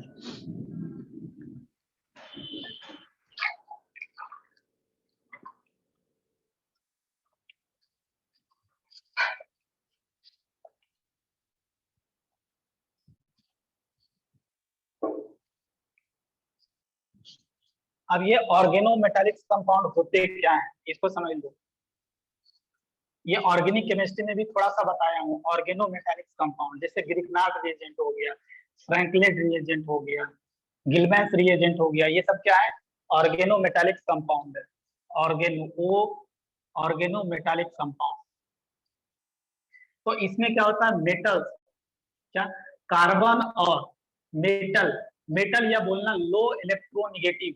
लो इलेक्ट्रोनिगेटिव एलिमेंट के बीच जो बॉन्डिंग होता है उसी को हम ऑर्गेनोमेटालिक कंपाउंड बोलते हैं। जैसे बहुत सारे एग्जांपल्स है कि दिया, अगर ऐसा रहेगा sodium acetate, it is not a organometallic compound. ये ऑर्गेनोमेटालिक कंपाउंड नहीं। क्यों नहीं है? क्योंकि इसमें मेटल्स और ऑक्सीजन के बीच बॉन्डिंग है। ऑर्गेनोमेटालिक कंपाउंड के लिए मेटल्स और कार्बन का बॉन्डिंग होना चाहिए। तो बहुत सारा एग्जांपल दिया गया है, जैसे sodium acetate, sodium ethoxide, sodium थायो, सोडियम CH3S-Na+, ये भी नहीं है। इथाइल ऑर्थोबोरेट, वो भी, उसमें भी देखोगे बोरॉन और ऑक्सीजन के बीच बॉन्डिंग है। बट अगर उसके बाद एक और एग्जांपल दिया गया है, ये वाला, ये बोरॉन CH3OC2H5, ये क्या है? ये ऑर्गेनोमेटाइल्स कंपाउंड है, क्योंकि यहाँ पर कार्बन और एक ऐसा एलिमेंट जिसका इलेक्ट्रोनेगेटिविटी कम है उसके बीच बॉन्डिंग देखने को मिल रहा है, इसलिए ये क्या, ऑर्गेनोमेटालिक कंपाउंड है। एक पॉइंट वहां पर लिखा गया है मेटल साइनाइड। यहाँ पर भी मेटल और कार्बन के बीच बॉन्डिंग है। यहाँ पर भी मेटल और कार्बन के बीच बॉन्डिंग है। जैसे मेटल कार्बोनेट हो गया, मेटल कार्बाइड हो गया, यहाँ पर भी देखोगे आप मेटल कार्बन के बीच बॉन्ड है। बट ये सब जो मेटल साइनाइड हो गया, मेटल कार्बोनेट हो गया, ये सब आपका ऑर्गेनोमेटालिक कंपाउंड नहीं है। कॉपी में नोट्स में थोड़ा सुधार लिखिएगा कि metal cyanide, carbide, carbonate are, वहां पर नोट लिखना भूल गए हैं, तो वहां पर ऐड कर लीजिएगा, not consider as organometallic compound as. इसके अंदर क्या होता है? सफिशिएंट आयनिक कैरेक्टर्स होता है। सफिशिएंट आयनिक कैरेक्टर्स होने की वजह से ये मेटल साइनाइड हो गया, मेटल कार्बोनेट हो गया, ये सब ऑर्गेनोमेटालिक कंपाउंड की तरह हम इसको ट्रीट नहीं करते हैं। फिर उसके बाद है classification of organometallic compound. Repeat कर दीजिए ना क्या चीज? सर, नोट नोट्स, फिर से क्या बोल रही है? क्या फिर से बोलो मुझे। सर वो जो नोट कंसाइडर था ना उसी को पूछ रही है। हाँ, यहाँ पर ना मैं बोला ना कि वो जो पॉइंट्स है ना, वहां पर नोट कंसीडर्ड होना चाहिए। ये नोट टर्म जो है ना वहां पर छूट गया है। फिर से मैं उसको पढ़ दे रहा हूं, metal cyanide, carbide, carbonate are not considered as organometallic compound as they have sufficient ionic characters, उसके अंदर sufficient ionic characters होता है, इसलिए ये जो भी एग्जांपल दिया गया है उसको हम ऑर्गेनोमेटालिक कंपाउंड की तरह ट्रीट नहीं करते हैं। ये नोट छूट गया है, आप वहां पर ऐड कर लीजिए उसको। अब समझ में आ गया ना क्या बोलना चाह रहा था? Yes sir. ओके, अब आगे बढ़ते हैं। अब classifications of organometallic compound, classification. तो पहला है सिग्मा बॉन्डेड।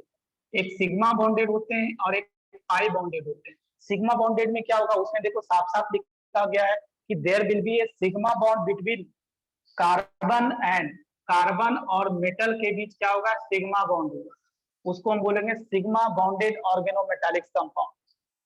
और these compounds are mostly formed by the transition and metalloid element। जैसे कुछ एग्जांपल दिया गया है, डाई अल्काइल जिंक, ये ऑर्गेनिक केमिस्ट्री में बहुत ज्यादा यूज करते हैं। डाई अल्काइल जिंक जैसे हो गया ग्रिग्नार्ड रिएजेंट, जैसे एक और हो गया डाई अल्काइल कैडमियम, इसका भी हम यूज किए हैं ऑर्गेनिक केमिस्ट्री में, डाई अल्काइल कैडमियम का। फिर और भी ये सब क्या है, सिग्मा बॉन्डेड ऑर्गेनोमेटालिक कंपाउंड है। कुछ और भी ध्यान रखिएगा, टेट्रा इथाइलेट, ये जो टेट्रा इथाइलेट है ये इंपॉर्टेंट है। टेट्रा इथाइलेट पहले क्या होता था ना कि ये जो पेट्रोल में है ना, पेट्रोल में टेट्रा इथाइलेट मिलाया जाता था, बट क्या हो गया, धीरे धीरे इसका बहुत सारा साइड इफेक्ट देखा गया। तो ये अभी पेट्रोल्स या डीजल्स में जो भी होते हैं कि टेट्रा इथाइलेट को नहीं मिलाया जाता है, इसको टीएल बोलते हैं, शॉर्ट में क्या बोलते हैं, टीएल, टेट्रा इथाइलेट। ये क्या, इसको किस तरह यूज किया जाता है, it is used as anti knocking agent. Petrol में ये इसलिए मिलाया जाता है, एक बहुत अच्छा एंटी नॉकिंग एजेंट होता है, तो इसको ध्यान रखिएगा, इसके बारे में एग्जाम में पूछा करते हैं, टीएल, टेट्रा इथाइलेट। एक और ध्यान रखिएगा, जिगरल नाटा कैटालिस्ट। जिगलर नाटा कैटालिस्ट किसको बोलते हैं, तो it is a mixture of TiCl4 plus trimethyl aluminium, इसी को क्या बोला जाता है, जिगलर नाटा कैटालिस्ट। ये ध्यान रखिएगा, और इसका यूज भी ध्यान रखिएगा, it is used for hydrocarbon. ये मेनली ये जिगलर नाटा कैटालिस्ट पॉलीमर में आप देखोगे, Ziggler NATA catalyst it is basically a mixture of TiCl4 और ट्राइमिथाइल एल्यूमिनियम, इसी को हम जिगलर नाटा कैटालिस्ट बोलते हैं। तो इसका यूज हाइड्रोकार्बन में होता है, इसका यूज पॉलीमर में होता है। ये टेट्रा इथाइलेट का यूज ध्यान रखिएगा, एंटी नॉकिंग एजेंट में किया जाता है। उसके बाद एक दूसरा होता है पाई बॉन्डेड ऑर्गेनोमेटालिक कंपाउंड। इसमें क्या होगा, कार्बन और मेटल के बीच क्या होगा, पाई बॉन्ड बनेगा, पाई बॉन्ड फॉर्म्ड होगा। इसका एग्जांपल ध्यान रखिएगा, फेरोसिन वहां लिखा गया है, फेरोसिन। फिर एक क्रोमियम का भी कॉम्प्लेक्स है, फिर जैसे सॉल्ट है, इसमें मेनली क्या होता है, मेटल्स और कार्बन के बीच पाई बॉन्ड फॉर्म होता है, इसलिए इसको पाई बॉन्डेड ऑर्गेनोमेटालिक कंपाउंड बोलते हैं। फिर अब मेनली जो इसमें इंपॉर्टेंट है, मेटल कार्बोनिल है। तो मेटल कार्बोनिल के बारे में पहले से ही मैं बताते आ रहा हूँ कि मेटल कार्बोनिल, इसको समझिए अच्छा से, मेटल कार्बोनिल यही समझने वाला है इसमें, मेटल कार्बोनिल। तो देखो मेटल कार्बोनिल में क्या होता है, एक तो पहला मेटल और कार्बोनिल के बीच इन जनरल क्या होता है, ये जो लिगेंड है मेटल, सेंट्रल मेटल्स को अपना पेयर ऑफ इलेक्ट्रॉन देकर सिग्मा बॉन्ड बनाता है। In general most of the complex में आप ये देखोगे, बट मेटल कार्बोनिल में स्पेशल बॉन्डिंग होता है। क्या होता है इसमें, क्या हो गया, एक तो कार्बोनिल का कार्बन मेटल्स के वैकेंट डी ऑर्बिटल्स में देकर सिग्मा बॉन्ड बनाया। साथ ही साथ क्या होता है ना, मेटल्स के पास क्या होता है, डी ऑर्बिटल्स में, ये जो डी ऑर्बिटल्स में इलेक्ट्रॉन्स भी होते हैं, तो मेटल्स का ये जो डी ऑर्बिटल्स जिसमें इलेक्ट्रॉन्स है, और कार्बोनिल का एंटी बॉन्डिंग मॉलिक्यूलर ऑर्बिटल्स जिसमें क्या है, जो कि वैकेंट है, एंटी बॉन्डिंग मॉलिक्यूलर ऑर्बिटल जो कि वैकेंट है, ये मेटल्स क्या करेगा, अपना पेयर ऑफ इलेक्ट्रॉन कार्बोनिल के वैकेंट ऑर्बिटल्स में देकर पाई बॉन्ड बनाएगा। देखो यहाँ पर दो तरह का बॉन्डिंग होता है। पहला क्या होता है, पहला फिर से सुने, donation of lone pair of carbonyl to metals to form sigma bond, ये पहला हुआ। फिर दूसरा क्या हो गया, donation of lone pair of metal to the vacant anti bonding molecular orbitals of carbonyl to form pi bond. यही special bonding को हम सिनर्जिक बॉन्डिंग भी बोलते हैं, सिनर्जिक बॉन्डिंग भी बोला जाता है। तो यहाँ पर स्ट्रक्चर वगैरह बनाकर दिया गया है, उसको आप समझ लीजिएगा। इसमें दो ही काम होता है, फिर से मैं बता देता हूँ। कार्बोनिल अपना पेयर ऑफ इलेक्ट्रॉन्स मेटल्स के वैकेंट डी ऑर्बिटल्स में देकर सिग्मा बॉन्ड बनाता है, और साथ ही साथ दूसरा क्या होता है, मेटल्स अपना डी इलेक्ट्रॉन्स कार्बोनिल के एंटी बॉन्डिंग मॉलिक्यूलर ऑर्बिटल्स में देकर पाई बॉन्ड बनाता है। यही दोनों तरह का बॉन्डिंग को हम सिनर्जिक बॉन्डिंग भी बोलते हैं। तो क्या ये मेटल कार्बोनिल में बॉन्डिंग समझ में आ रहा है, कैसे मेटल कार्बोनिल में होता है? Yes sir. हाँ, उसके बाद यहाँ पर एक चीज और ध्यान रखना, एक इस तरह का क्वेश्चन आपका पूछना शुरू कर दिए, जैसे मेटल्स है, ये मेटल्स है और ये क्या है, जो भी कार्बन मोनोऑक्साइड।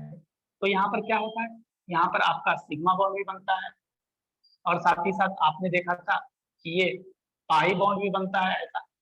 अब ये पाई बॉन्ड भी बनता है, मेटल कार्बोनिल में इस तरह का बॉन्डिंग होता है। तो देखो अब यहाँ पर समझने की कोशिश कीजिएगा, अगर मेटल और कार्बन के बीच, मेटल और कार्बन जब ये पाई बॉन्ड फॉर्म होगा ना, पाई बॉन्ड फॉर्म होने की वजह से क्या होगा, मेटल और कार्बन के बीच जो बॉन्ड होगा स्ट्रॉन्ग होगा। क्या समझ में आ रहा है?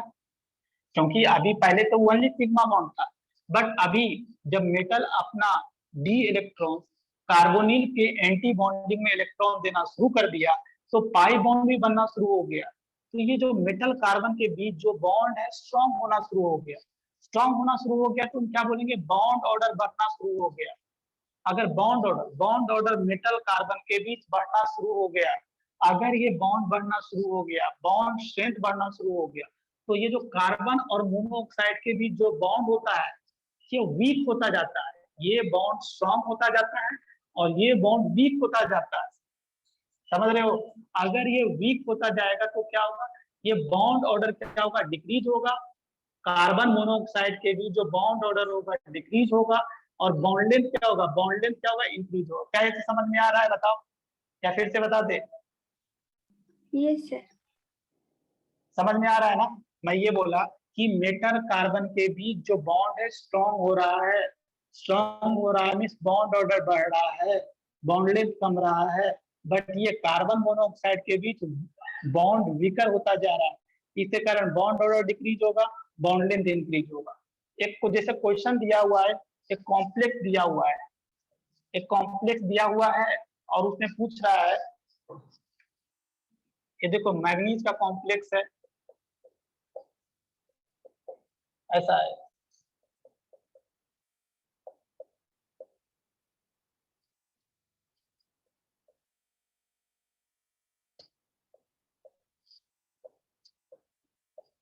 तो देखो अभी क्या होगा, इसमें क्या क्वेश्चन पूछा है कि मेटल और कार्बन के बीच बॉन्ड स्ट्रेंथ बताएं। तो देखो अब यहाँ पर देखो, मेटल का ऑक्सीडेशन स्टेट +1 है, यहाँ पर क्रोमियम का ऑक्सीडेशन स्टेट 0 है, यहाँ पर मेटल का ऑक्सीडेशन स्टेट -1 है। अगर इसमें मेटल का ऑक्सीडेशन स्टेट माइनस में है तो इस मेटल का कार्बोनिल के एंटी बॉन्डिंग में इलेक्ट्रॉन देने का टेंडेंसी ज्यादा है।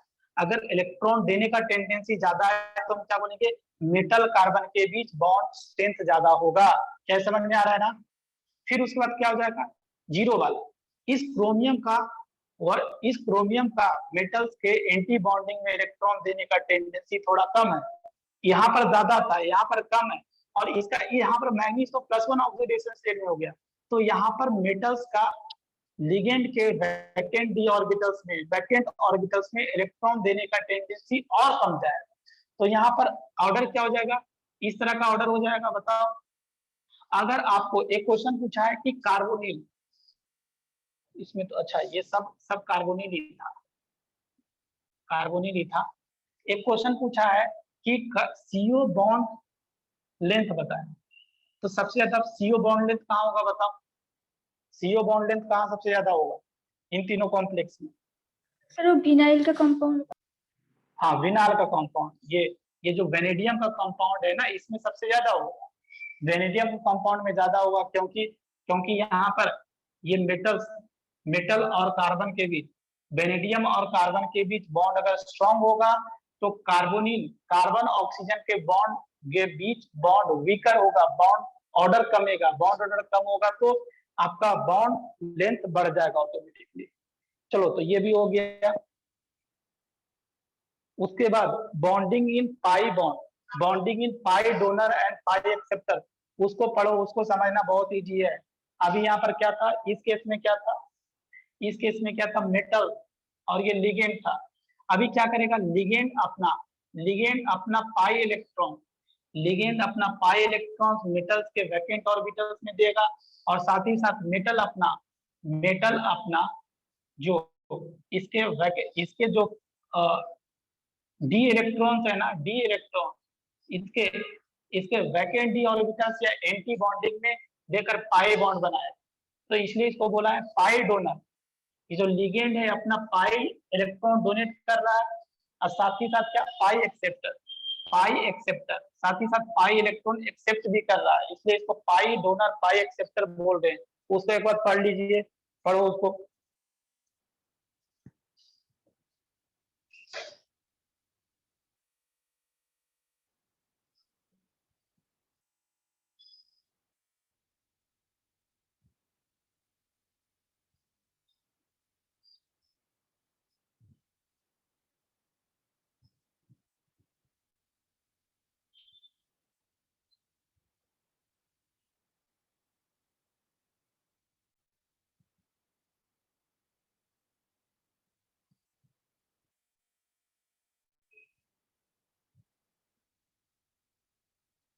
Bounding in pi donor and pi acceptor समझ में आ रहा है या नहीं, हमको बताओ थोड़ा।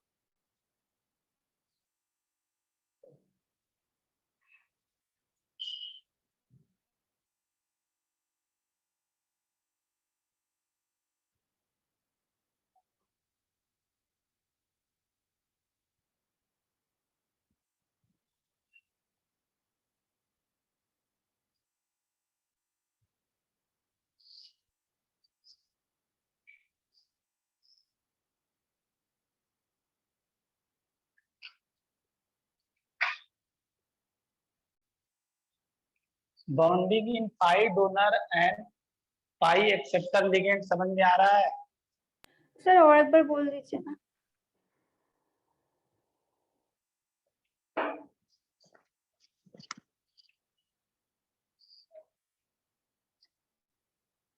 देखो एक बार मैं फिर से समझा देता हूँ।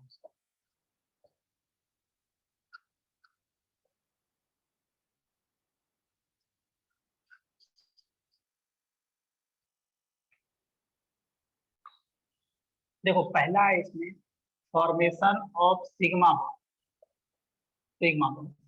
इसमें क्या होगा, देखो कि मेटल्स है, मेटल्स के पास वैकेंट ऑर्बिटल्स है, ये क्या है, वैकेंट ऑर्बिटल्स है।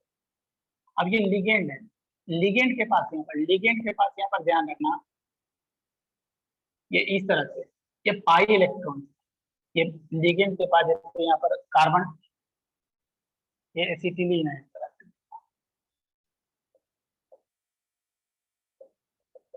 देखो तो इसके पहले में क्या था, मेटल्स और कार्बोनिल था, तो कार्बोनिल का ये जो पेयर ऑफ इलेक्ट्रॉन था, ये जो लोन पेयर था, यही मेटल्स के वैकेंट ऑर्बिटल्स में देकर सिग्मा बॉन्ड बना रहा था, सिग्मा बॉन्ड बना रहा। बट यहाँ पर क्या हो रहा है, देखो ये जो लिगेंड है, लिगेंड अपना पाई इलेक्ट्रॉन सेंट्रल मेटल्स के वैकेंट ऑर्बिटल्स में देकर सिग्मा बॉन्ड बना रहा है। यहाँ पर क्या था, कार्बोनिल अपना पेयर ऑफ इलेक्ट्रॉन्स मेटल्स के वैकेंट डी ऑर्बिटल्स में देखकर सिग्मा बॉन्ड बनाता है। यहाँ पर क्या है, ये जो लिगेंड अपना पाई इलेक्ट्रॉन मेटल्स के वैकेंट डी ऑर्बिटल्स में देकर सिग्मा बॉन्ड बनाए, इसलिए इसको हम लोग क्या बोलेंगे, पाई डोनर। ये क्या बोलेंगे, पाई डोनर है। क्यों, लिगेंड अपना पाई इलेक्ट्रॉन डोनेट कर रहा है। और दूसरा क्या है, पाई एक्सेप्टर क्यों, अब सेकंड केस में क्या होगा, मेटल के पास क्या है, डी इलेक्ट्रॉन्स है, और ये लिगेंड जो है, ये जो लिगेंड है, लिगेंड के पास या तो anti bonding molecular orbitals vacant हो, या तो डी ऑर्बिटल्स वैकेंट हो।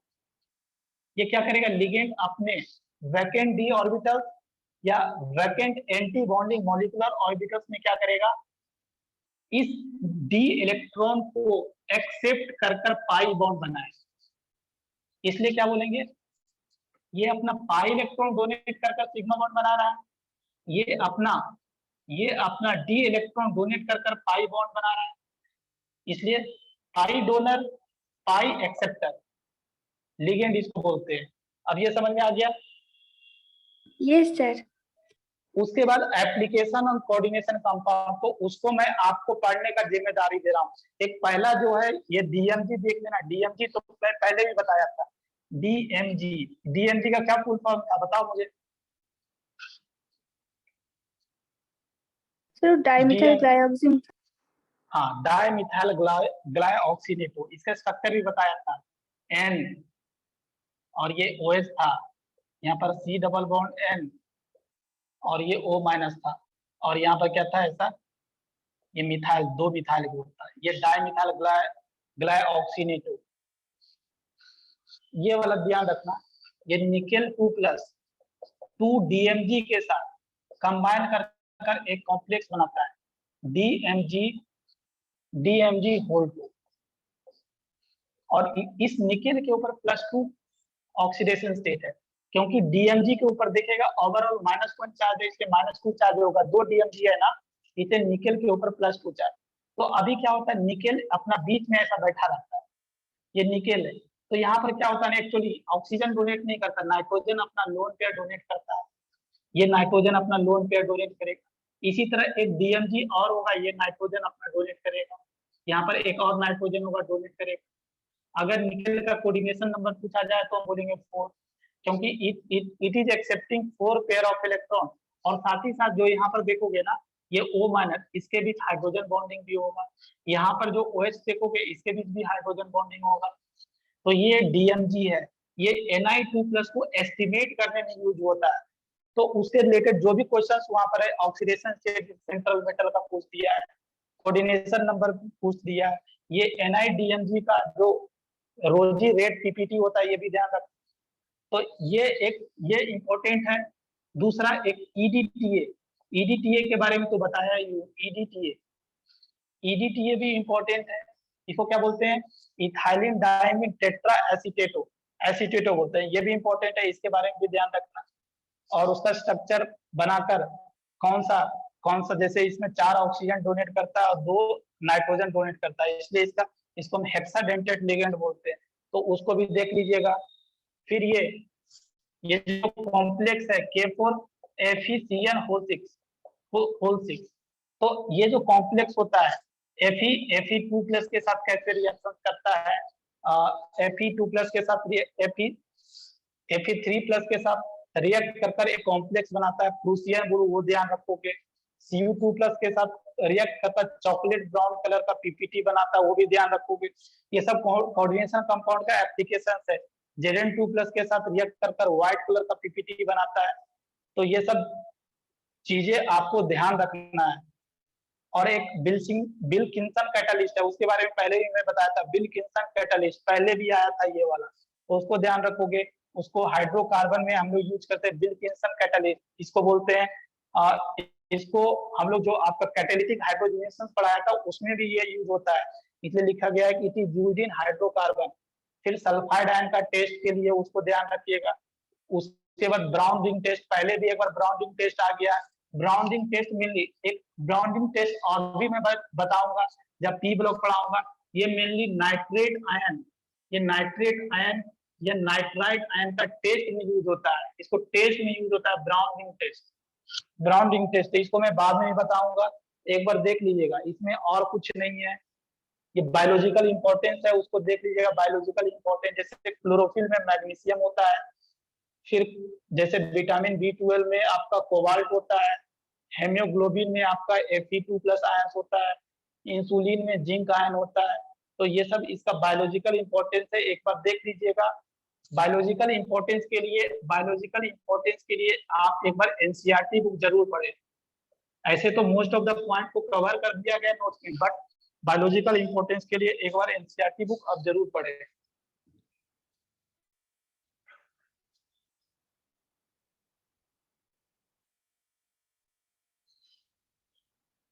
तो कोऑर्डिनेशन कंपाउंड मेरे तरफ से कंप्लीट है। हम अगले क्लास जो आज ही क्लास होगा उसमें मैं आपको बोरॉन फैमिली शुरू करूंगा, बोरॉन फैमिली, क्योंकि इतना ज्यादा टाइम नहीं दे सकते हैं हर एक चैप्टर्स में। जो इंपॉर्टेंट चीज था मैं आपको बताया। एप्लीकेशन पार्ट है, एप्लीकेशन पार्ट तो टोटली याद करने वाला है, और कौन कौन सा पॉइंट आपको याद करना है जो कि नोट्स में दिया गया उस पर ज्यादा फोकस करें। एक एनसीईआरटी बुक का एप्लीकेशन पार्ट को समझने के लिए एनसीईआरटी बुक को जरूर पढ़े, क्योंकि ये जो एप्लीकेशन पार्ट है, एप्लीकेशन पार्ट से भी क्वेश्चन पूछते हैं, क्योंकि इसको डे टू डे लाइफ में जैसे यूज किया जाता है। तो एक बार पढ़ ले। मेरे तरफ से कोऑर्डिनेशन कंपाउंड कंप्लीट है, और आप इसको कॉपी पढ़े। एनसीईआरटी जो आपका मॉड्यूल्स है, मॉड्यूल्स में जो क्वेश्चन है उसको क्वेश्चन को सॉल्व करें। आई थिंक अगर आप नोट समझकर अगर क्वेश्चन सॉल्व करते हैं तो हम 90% एवं 95% क्वेश्चन आपका सॉल्व हो जाएगा, अगर आप ट्रूली नोट्स को फॉलो कर रहे हैं। कोई क्वेश्चन बनाना शुरू किए आप लोग या नहीं, बताओ मुझे। हाँ सर, कोऑर्डिनेशन कंपाउंड का क्वेश्चन बनाना स्टार्ट कर दिया। अच्छा, चलो। तो और भी जो नहीं बना रहे हैं तो कोऑर्डिनेशन कंपाउंड का आप लोग भी क्वेश्चन बनाएं। हम बोरॉन फैमिली का नोट्स आपको भेजते हैं, और जो भी आज का क्लास होगा उसमें बोरॉन फैमिली स्टार्ट करूंगा। Okay, thank you everyone. Sir मेरे कुछ डाउट था, तो सर वो एक्स्ट्रा क्लास के बाद में हाँ, एक्स्ट्रा क्लास के बाद सॉल्व कर देंगे। Okay sir, thank you sir. Thank you sir.